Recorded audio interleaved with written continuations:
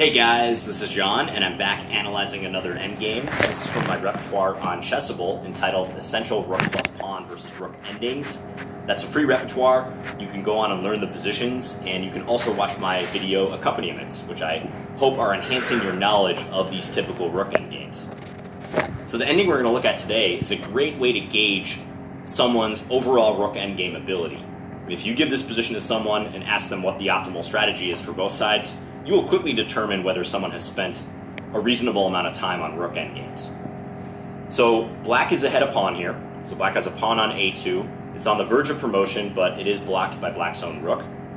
So the question I'm going to pose to you is, let's say it's white to move. What should white do? If you want to ponder that question, feel free to pause your video.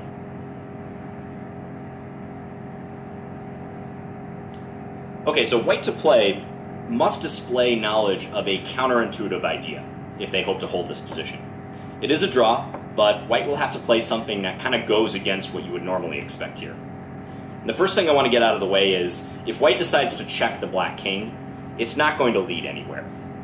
Checks are just a temporary solution in this case. The king is going to zigzag over and eventually attack the white rook. White's going to run out of checks.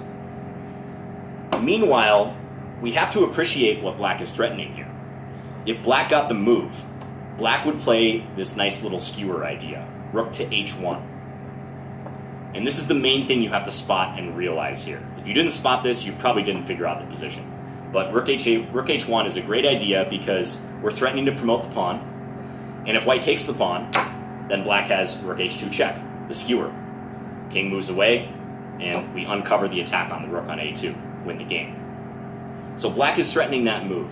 Therefore, if you suggested king to e2, hoping to slide the king over eventually to the b2 square to attack the black rook and win this pawn on a2, well, sorry, you failed this problem, because rook h1 works for exactly the same reason. Threatening to promote, and if white takes the pawn, we get the skewer. A win for black. So what white has to do is go to one of the safe squares. And here, the safe squares are either g2 or h2. So white should play king to g2, moving the king the opposite direction, towards this side of the board, away from the pawn. How could that be? Well, once you appreciate the threat, rook h1, it makes a lot of sense. If rook h1 is played now, we can just take the rook. We actually win the game. So we're stopping black's rook from getting behind to set up the skewer. And white can do that with either the king on h2 or g2. Works very much the same way. Many other squares are dangerous for white. So let's say we had played king e3 instead. Maybe you intended to take a route, I don't know, like this to get to b2. Well, king e3, rook h1 doesn't work anymore because the rook takes a2 and there's no skewer. But instead, black can play rook e1 check. So white has exposed themselves to a check, and after we deliver that check, we have time to promote. Black wins. So you have to have an appreciation for the safe squares as the side who is down the pawn here. And king g2 is mandatory if you're the defensive side. And from here, all you would do is wait. So if black played some move, like let's say king f7, you would just keep your king on either g2 or h2, and you're fine to just shuffle it if you wanted. And black has no way to win this position because they can't ever free their rook up effectively without losing their rook or the pawn. And even if the king works its way over, so if I just demonstrate this, and eventually attacks the rook, all you're going to do is keep your rook on the A file, hitting the pawn. The only thing that you have to be aware of, and where your sense of danger does have to kick in, is if the enemy king gets their king all the way up to defend the pawn on A2. In this case, you must do something active because the waiting move will just lose to the rook coming over now that that pawn is protected, and black will soon promote. Again, checks are just temporary. The black king is going to zigzag back. So what you need to do, as soon as the king is helping to defend that pawn, as soon as it's touching that pawn, now you give a check. You force the king away from the defense of the pawn. If black tries to stay close, check again. King b2, check. You know the drill. And as soon as the king is away from the pawn, you can just go back and observe it again. So rook a1. Here you could also deliver a check, although again the king might come back and zigzag. But as soon as that king is no longer defending the pawn, put the rook back on the A file, draw.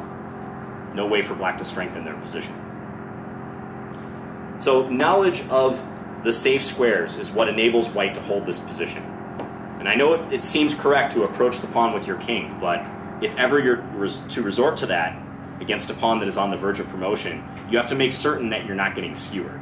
I mean, if the king was close enough, like let's say the king were on c2 and it were white to move.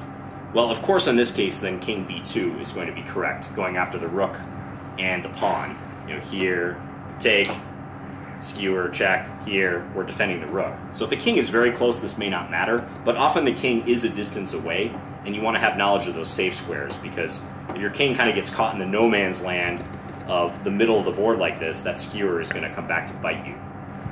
So king g2 is holding. There are some exceptions as to when you can use this idea. For instance, in an upcoming video, we're going to look at a scenario where the pawn is actually 2 squares away from promotion, and that makes it trickier, believe it or not. You would think that the pawn closer to promotion would be a more clear-cut position for the side that's trying to win, but actually, if you were black, you would prefer this pawn to be a little further back, because then this sort of safe square waiting game may not work if black eventually marches their king up and tries to use a2 as shelter. So we'll explore that in the Vancouver positions section. But for now, just memorize these safe squares, g2, h2. You know, if we were to flip this and it were white the one who was up the pawn, then black's safe squares would be g7, h7. Or you could even mirror it on the other side of the board, b2, a2, b7, a7. That's going to help you out in these types of setups. Anyways, I hope you guys enjoyed the discussion of this particular rook endgame. So commit this to memory. Take a look at that repertoire on Chessable, and